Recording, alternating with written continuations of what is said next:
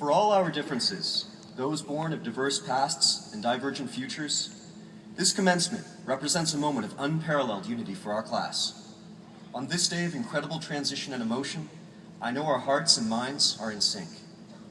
In our mutual sense of accomplishment, we should be excited. In our immense potential, we should be proud. And for the love and support of the family and friends who surround us, we should be grateful.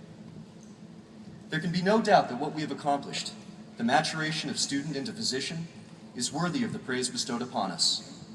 The ambitions we nurture are testament to the motivation and academic excellence each of us has demonstrated, whether in the classroom, clinic, or interpersonal relationships we have formed. I can say with utmost sincerity that I am proud to be a UCLA student, and I owe much to our medical school for allowing me to achieve a dream I have held since I was a young boy. For me, it is this sense of timing, of personal and shared chronology, that offers a ripe moment for reflection. I invite each of you to look back upon who you were as a first-year medical student, to fully appreciate the promise each of us has fulfilled. This is truly a moment of superlatives. Never again will we be so innocent to the rigors of residency, the ravages of disease, the sanctity of human life and health. But so too does this moment represent the zenith of our enthusiasm and optimism for medicine, a time of hunger and zeal to make our marks as newly minted physicians. And that is why this stage of our careers is such an exciting one. Our youth is our resiliency. Our inexperience is our potential, and our naivete is our power. For all the experiences we've accumulated, the successes and the failures that shaped our years as medical students, I certainly would not fault any of you for looking forward to our near futures.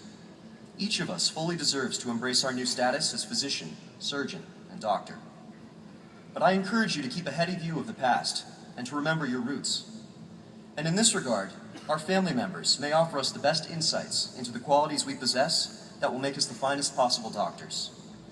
I can assure you that our mothers, fathers, brothers, sisters, and relatives look past the accolades and degrees, past the aspiring internist, radiologist, cardiologist, and general surgeon, and instead see their son playing on the beach, their daughter at her piano recital, their brother about to leave for the prom, their sister packing for college. They see us for our humanity, as the unique people we were and still are, the collection of moments from our lives that make us the grown adults we have become. They not only share the memory of our first steps, they remember the first steps we took toward our lives as caretakers, the instances when we proved ourselves to possess the humanitarian qualities that allow us to place the lives of others in our hands. And for that reason, I implore you, don't allow this profession to limit you.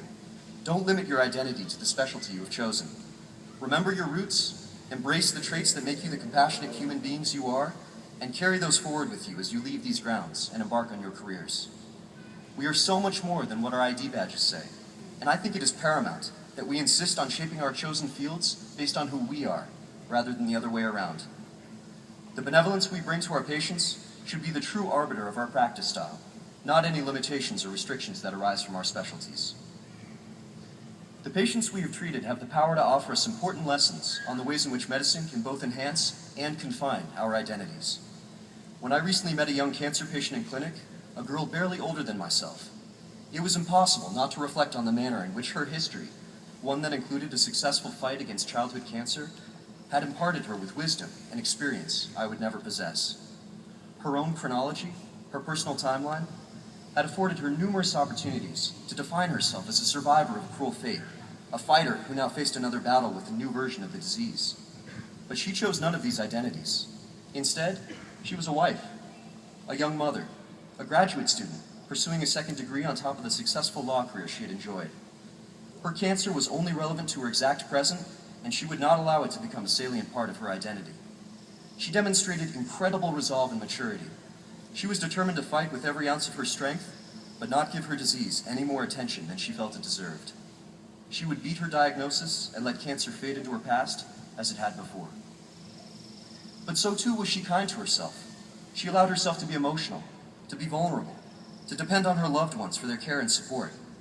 She not only reminded me that the relationships we form with others determine more about who we are than anything else, she reinforced the notion that life is messy and our lives are fragile, and sometimes embracing that truth is the best way to keep our imperfections in context. And in that regard, please remember to be kind to yourselves, to To maintain the compassion we bring to our patients, be compassionate with yourselves. Remember that we are still learning. Forgive your mistakes. Recognize that we are works in progress and will continue to be for the rest of our lives. Do this, and I'm certain that your patients and peers will respect you even more. In many ways, what I've told you is likely familiar. The traits I would have you espouse as residents are no different than those that made us all successful medical students.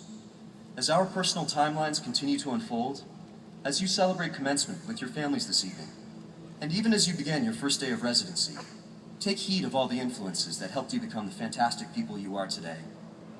Remember that our ability to become exceptional physicians was determined as much by our character and comportment outside the hospital as it was within it, and that we shaped medical school as much as it shaped us. I will always be grateful to UCLA for the education and opportunities it afforded us. Continue to take pride in your ability to better the people around you, and you will have done yourselves, our education, and our profession the highest honor.